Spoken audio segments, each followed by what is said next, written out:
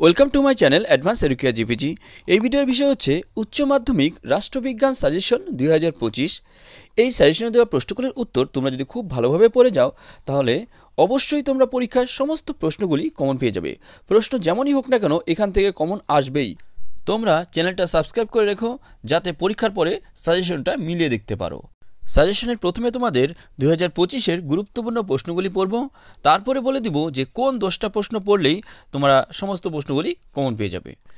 সাজেশনের প্রথম প্রশ্নই হচ্ছে বিশ্বায়নের সংজ্ঞা লেখো, বিশ্বায়নের বিভিন্ন রূপ পর্যালোচনা করো।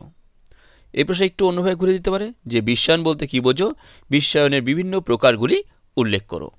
এই প্রশ্নটা তোমরা চ্যাপ্টার 1-এ পেয়ে যাবে। এরপর 2 নম্বর গুরুত্বপূর্ণ প্রশ্ন হচ্ছে ক্ষমতা বলতে কী বোঝো, ক্ষমতার উপাদানগুলি বিশ্লেষণ করো। তবে এই প্রশ্নটাও একটু ঘুরিয়ে দিতে পারে যে ক্ষমতা কাকে বলে, জাতীয় ক্ষমতার মূল উপাদানগুলি বিশ্লেষণ করো। এই প্রশ্ন এই বছরের জন্য যথেষ্ট গুরুত্বপূর্ণ, তাই এটা খুব গুরুত্ব সহকারে ভালোভাবে পড়বে। আর এই প্রশ্নটাও তোমরা চ্যাপ্টার 1-এ পেয়ে যাবে। তারপর 3 নম্বর গুরুত্বপূর্ণ প্রশ্ন হচ্ছে জাতীয় স্বার্থের প্রকৃতি সংক্ষেপে ব্যাখ্যা করো। তবে এই প্রশ্ন একটু ঘুরিয়ে দিতে পারে যে জাতীয় স্বার্থ রক্ষার বিভিন্ন উপায়গুলি উল্লেখ করো। এটাও একটু ভালোভাবে পড়ে যাও। আর এটা তোমরা পেয়ে যাবে, এটাও তোমরা প্রথম অধ্যায়েই পেয়ে যাবে। তারপর 4 নম্বর প্রশ্ন হচ্ছে উদারনীতিবাদ কাকে বলে, এর বৈশিষ্ট্যগুলি আলোচনা করো। অথবা এই প্রশ্ন একটু ঘুরিয়ে দিতে পারে যে উদারনীতিবাদের মূল বৈশিষ্ট্যগুলি ব্যাখ্যা করো, বা এভাবে কোশ্চেনটা আসতে পারে যে উদারনীতিবাদের মূল সূত্রগুলি ব্যাখ্যা করো। এই উদারনীতিবাদটা যথেষ্ট গুরুত্ব সহকারে পড়বে, কারণ এটা যথেষ্ট গুরুত্বপূর্ণ একটি প্রশ্ন। আর এটা তোমরা পেয়ে যাবে হচ্ছে 5 নম্বর চ্যাপ্টারে। এরপর 5 নম্বর গুরুত্বপূর্ণ প্রশ্ন হচ্ছে কার্ল মার্কসের মূল সূত্রগুলি আলোচনা করো। তবে এই প্রশ্ন একটু ঘুরিয়ে দিতে পারে যে কার্ল মার্কসের রাষ্ট্রতত্ত্বটি আলোচনা করো। এটাও যথেষ্ট গুরুত্বপূর্ণ একটি প্রশ্ন, এটাও তোমরা খুব গুরুত্ব সহকারে ভালোভাবে পড়ে যেও। আর এই প্রশ্নটা তোমরা পাবে হচ্ছে 5ম অধ্যায়ে। এরপর নেক্সট গুরুত্বপূর্ণ প্রশ্ন হচ্ছে ক্ষমতা স্বতন্ত্রীকরণ নীতির পক্ষে ও বিপক্ষে যুক্তি দাও। এই প্রশ্নটা তোমরা পাবে 6 নম্বর চ্যাপ্টারে। আর এটা যথেষ্ট গুরুত্বপূর্ণ একটি প্রশ্ন, এটা খুব ভালোভাবে পড়ো। তারপর 7 নম্বর প্রশ্ন হচ্ছে ভারতের রাষ্ট্রপতির ক্ষমতা ও কার্যাবলী সংক্ষেপে আলোচনা করো।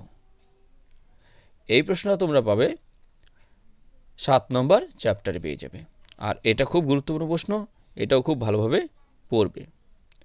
এরপর 8 নম্বর প্রশ্ন হচ্ছে ভারতীয় পার্লামেন্টের গুরুত্বপূর্ণ ক্ষমতাগুলি আলোচনা করো। এটা তোমরা পাবে 8 নম্বর চ্যাপ্টারে, এটাও তোমরা 8 নম্বর চ্যাপ্টারে পেয়ে যাবে। এরপর 9 নম্বর প্রশ্ন হচ্ছে ভারতের সুপ্রিম কোর্টের গঠন ও কার্যাবলী আলোচনা করো। এই প্রশ্ন এই বছরের জন্য যথেষ্ট গুরুত্বপূর্ণ, ধরে নেওয়া যায় এই প্রশ্ন এই বছর আসবে, তাই এটা খুব গুরুত্ব সহকারে খুব ভালোভাবে পড়বে।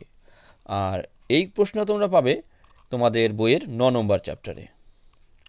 তারপর 10 নম্বর প্রশ্ন হচ্ছে ভারতের লোক আদালতের গঠন ও কার্যাবলী আলোচনা করো।